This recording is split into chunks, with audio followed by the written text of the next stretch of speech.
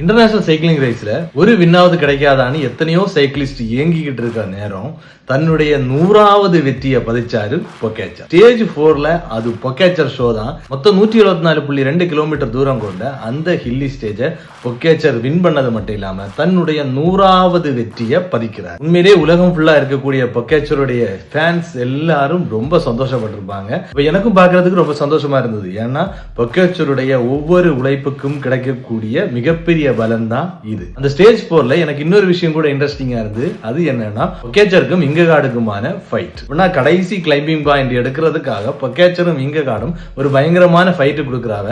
ஆனா ஒரு கட்டத்துல விங்ககார்ட் தளர்ந்துடுறாரு, பொகேச்சர் அந்த கிளைம்பிங் பாயிண்ட வின் பண்றாரு. ஸ்டேஜ் 4ஓட முடிவுல வேண்டர்பால் தான் எல்லோ ஜெர்சியை தன்வசமா வச்சிருக்கிறார். ஆனா அவருக்கு அடுத்ததா இருக்கக்கூடிய பொகேச்சர் வெறும் 0 செகண்ட் டிஃபரன்ஸ் தான். அப்ப 0 செகண்ட் டிஃபரன்ஸ்னா ஏறத்தாழ சமம். பிராக்ஷன் ஆஃப் செகண்ட்ஸ் டிஃபரன்ஸ்ல தான் இவங்க ரெண்டு இருக்கிறாங்க.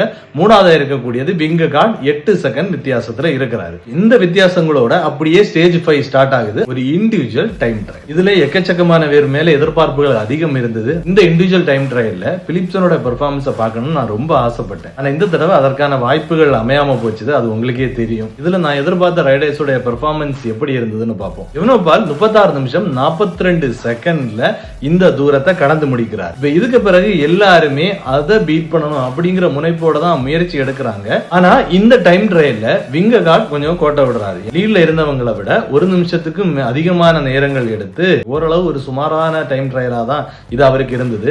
ஆனா அடுத்ததா வந்து பொகேச்சர் அது வேற மாதிரி. ஆனா நான் நினைச்சேன் டைம் ட்ரையல்ல மேபி அவர் டாப்ல வந்துருவாரு. ஆனா டாப்ல வர முடியாட்டாலும் எவனோபாலை விட ஒரு 16 செகண்ட் டிஃபரன்ஸ்ல அவர் அந்த டைம் ட்ரையலை முடிக்கிறாரு. அதுக்கு அடுத்ததா எல்லோ ஜெர்சியை தன்வசமா வச்சிருக்கக்கூடிய வேண்டர்பால் இந்த ஸ்டேஜ் 5ல லீடிங்ல இருந்தவங்களை விட ஒரு நிமிஷத்துக்கு மேல டைம் எடுத்து தான் அவர் இந்த டைம் ட்ரையலை முடிக்கிறாரு. ஓவராலா இந்த இண்டிவிஜுவல் டைம் ட்ரையலை வின் பண்ணது ரெம்கோ எவனோபால். இந்த ஸ்டேஜ் 5 முடிஞ்ச பிறகு எல்லோ ஜெர்சியில மிகப்பெரிய மாற்றங்கள் உண்டாச்சு. டிஃபெண்டிங் சாம்பியனான பொகேச்சர் கிட்டேயே எல்லோ ஜெர்சி திரும்பி வந்தாச்சு. அதே நேரம் வேண்டர்பால் மிகப்பெரிய பின்னடைவை சந்திச்சு எல்லோ ஜெர்சிக்கான ரேஸ்ல 6வது இடத்துல இருக்கிறாரு. எல்லோ ஜெர்சிக்கான ரேஸ்ல 2வது இடத்துல எவனோபாலும் 3வது இடத்துல வேக்கலினும் இருக்கிறாங்க. விங்ககார்ட் இப்போ 4வது இடத்துல தான் இருக்கிறாரு.